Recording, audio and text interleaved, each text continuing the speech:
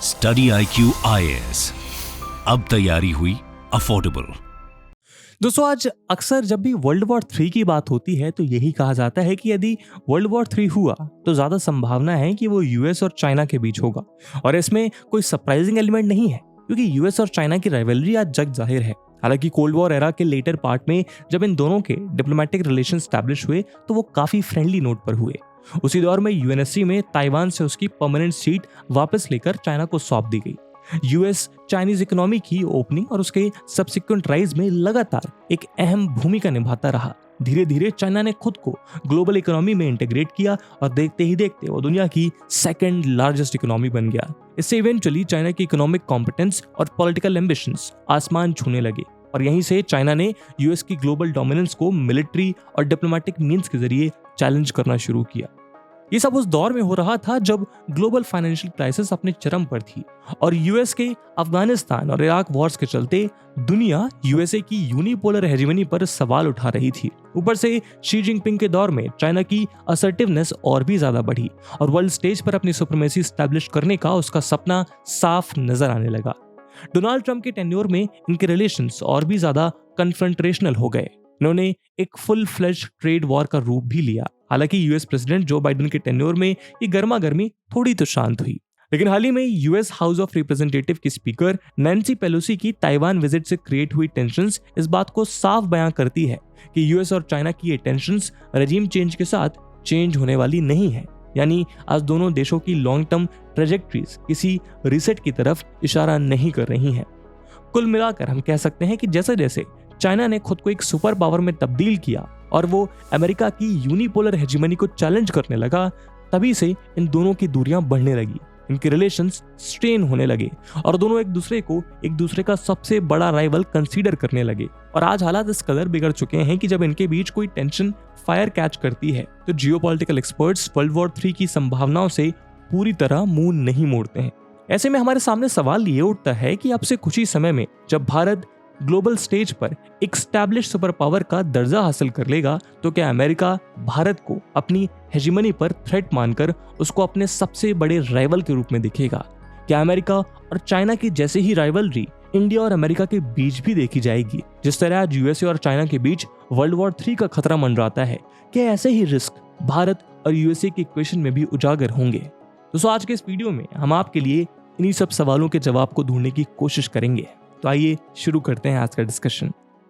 इस बार आजादी के इस अमृत महोत्सव पर स्टडी IQ लाया है UPSC prelims to interview batches में भारी डिस्काउंट। दोस्तों, इन बैचेस में आपको 1000+ आवर्स का लाइव कंटेंट डिलीवर किया जाएगा। आपकी तैयारी को पिन पॉइंट फोकस रखने के लिए क्रिस्प नोट्स दिए जाएंगे।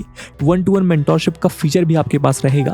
प्रीलिम्स के लिए प्रैक्टिस क्वेश्चंस, मेंस के आंसर राइटिंग प्रैक्टिस और उसके बाद जो भी स्टूडेंट्स प्रीलिम्स 2024 क्लियर करेंगे उन्हें स्टडी IQ कैंपस में बुलाकर अगले 4 महीनों के लिए मेंस रेसिडेंशियल प्रोग्राम के अंडर रिगरस प्रिपरेशन कराई जाएगी बिना किसी एडिशनल कॉस्ट के। और दोस्तों, ये सब कुछ आपको मिलेगा मात्र और मात्र 26,999 के सुपर डिस्काउंटेड प्राइस पर 11 से 15 अगस्त तक, अगर आप AG live coupon code use करते हैं। इन बैचेस में एडमिशंस की आखिरी डेट 15 अगस्त 2023 है, जिसमें क्लासेस की टाइमिंग मॉर्निंग 8 AM रहेगी।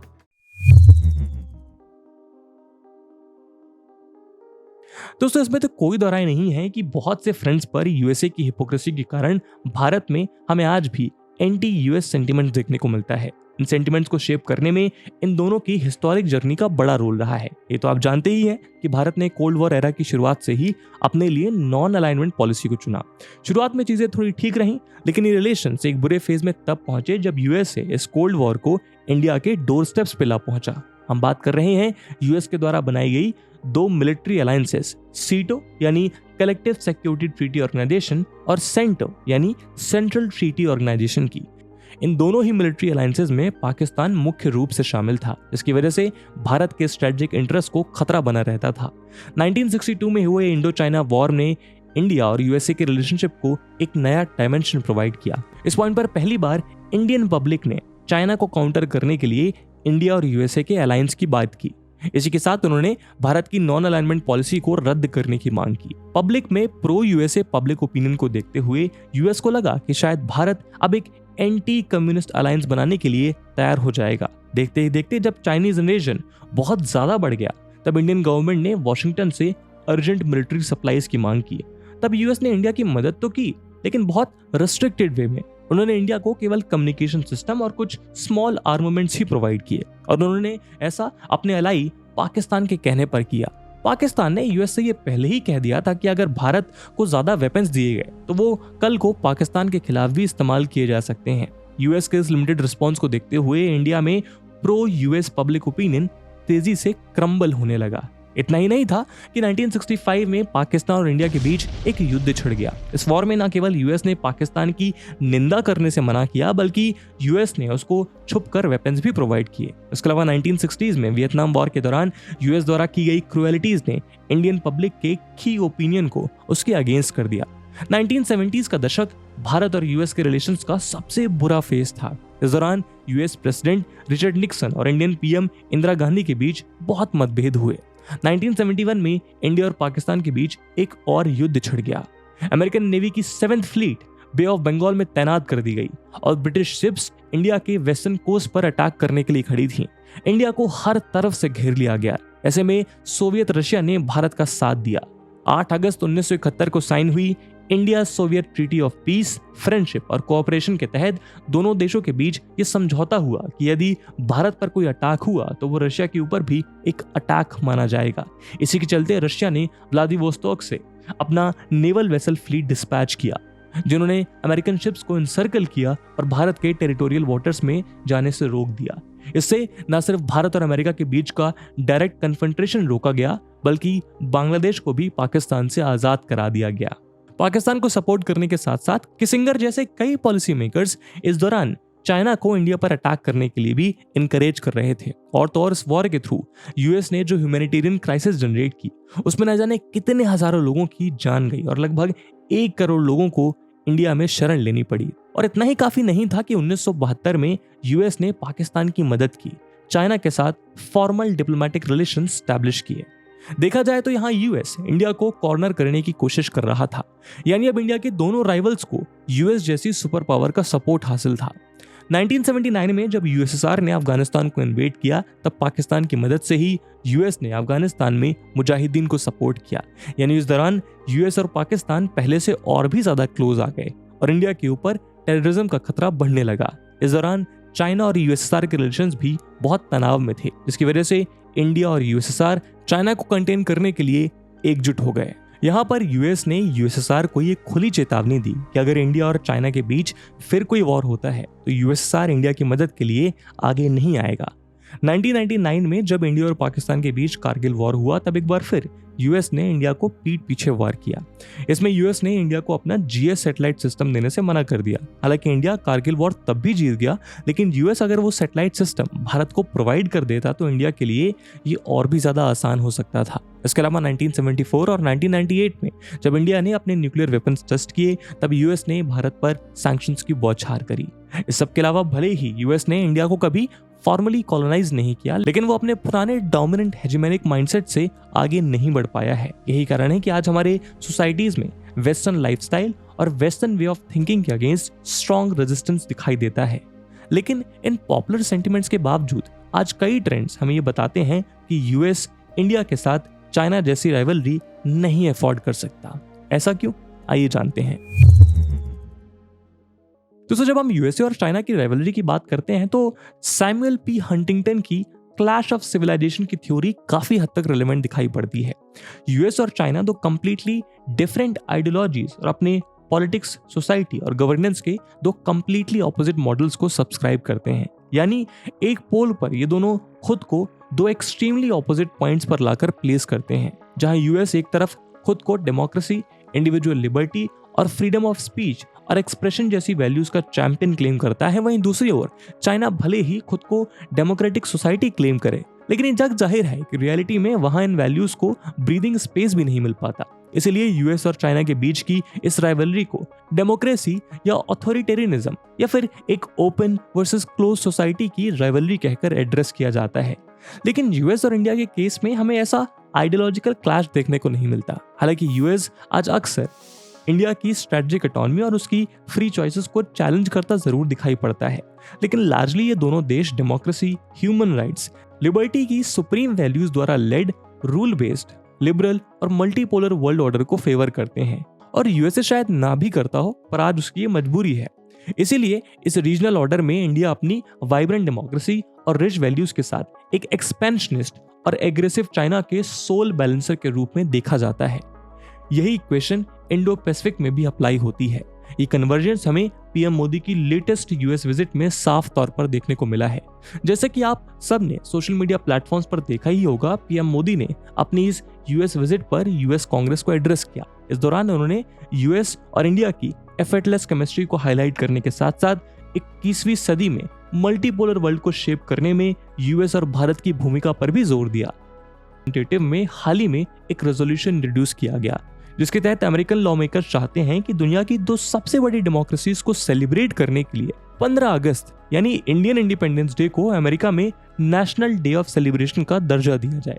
और तो और इस साल हमारे इंडिपेंडेंस डे पर मॉडर्न इंडिया की बर्थ एनिवर्सरी को सेलिब्रेट करने के लिए 8 अमेरिकन लॉ मेकर्स की एक डेलीगेशन भी भारत आ रही है।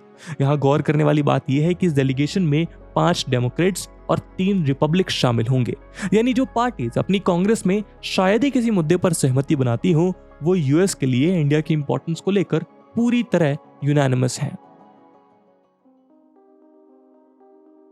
इसके अलावा आज जैसे जैसे इंडिया ग्लोबल प्लेटफॉर्म पर अपना वर्चस्व स्थापित कर रहा है, भारत दुनिया के लिए एक डिजायरेबल एसेट बन चुका है। आज जब मेजर से मार्जिनलाइज तक दुनिया भर की इकोनॉमीज इन्फ्लेशन, रिसेशन और बैलेंस ऑफ पेमेंट जैसे एक्सट्रीम चैलेंजेस से जूझ रही हैं, ऐसे में इंडिया $3.75 ट्रिलियन की जीडीपी के साथ दुनिया की 5th लार्जेस्ट इकोनॉमी बनकर ग्लोबल इकोनॉमिक पावर हाउसेज में शामिल हो चुकी थी। साथ ही 2022-23 में हमारे प्यारे भारत ने $770 बिलियन के मैसिव एक्सपोर्ट्स के साथ नया रिकॉर्ड सेट किया है। साथ ही ये आज $590 बिलियन प्लस का फॉरेन एक्सचेंज रिजर्व मेंटेन करती है। इसी के चलते हाल ही में आईएमएफ ने इंडिया को bright spot on this otherwise dark horizon का खिताब भी दिया है। इतना ही नहीं, पिछले कुछ चैलेंजिंग ईयर्स में भारत ने अपनी इकोनॉमी को सस्टेन करने के साथ साथ जरूरतमंद देशों को उनके रिस्पेक्टिव चैलेंजेस से फाइट करने में भी मदद का हाथ आगे बढ़ाया है। उदाहरण के लिए जब टर्की को एक मैसिव अर्थक्वेक ने हिट किया तो भारत इस क्राइसिस में उसकी मदद करने के लिए फर्स्ट रिस्पोंडेंट बन गया। लास्ट ईयर जब श्रीलंका के ऊपर फाइनेंशियल क्राइसिस का कहर छाया तो इंडिया ने श्रीलंका को $4 बिलियन की एड प्रोवाइड की। इससे पहले जब दुनिया के ऊपर कोविड महामारी का दौर छाया और बड़े बड़े समृद्ध देश कोविड वैक्सीन को होल्ड करने लगे, तब भारत ने लगभग 95 ऑड कंट्रीज को वैक्सीन की सप्लाईज इंश्योर की। इस सब के बीच जाहिर है कि इंडिया एक डिपेंडेबल और मैच्योर नेशन के रूप में अपनी ग्लोबल इमेज कंसोलिडेट कर चुका है। इस सब के अलावा इंडिया ग्लोबल सप्लाई चेन्स को रेजिलिएंट बनाने में जिस तरह कंट्रीब्यूट कर रहा है, उसको देखकर यूएस इंडिया के साथ अपनी रिलेशनशिप डीपन करने में और भी इंटरेस्टेड हो जाता है in a positive way. In common values और इकोनॉमिक इंटरेस्ट के बाद जो फैक्टर भारत और यूएस को साथ लाता है वो है यूएसए में इंडिया की strong diaspora. Academia, infotech, pharmaceutical, silicon valley, agriculture, biotech, economy, entrepreneurship, politics, management, जिस फील्ड में देखें इंडियन अमेरिकन ने हर उस फील्ड में अपनी वर्थ को प्रोवाइड किया है। ऑन एन एवरेज एक इंडियन अमेरिकन कम्युनिटी अमेरिका की जनरल पॉपुलेशन से ज्यादा सक्सेसफुल और प्रॉस्परस है।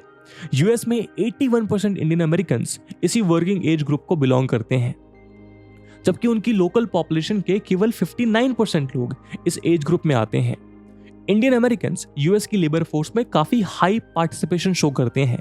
2019 के डेटा के मुताबिक 72% इंडियंस अमेरिकन लेबर फोर्स का हिस्सा हैं, जबकि लोकल पॉपुलेशन के केवल 62% और बाकी इमिग्रेंट्स के 67% लोग लेबर फोर्स में कंट्रीब्यूट करते हैं।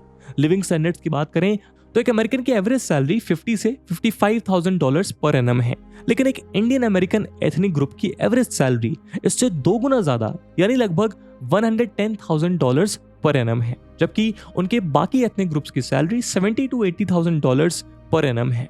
और इस सब के पीछे का सबसे मेन रीजन है उनकी higher education levels. US census data के according 85% Indian American high school pass out हैं, 65% के पास ग्रेजुएशन डिग्रीज हैं और लगभग 43% के पास प्रोफेशनल डिग्रीज हैं।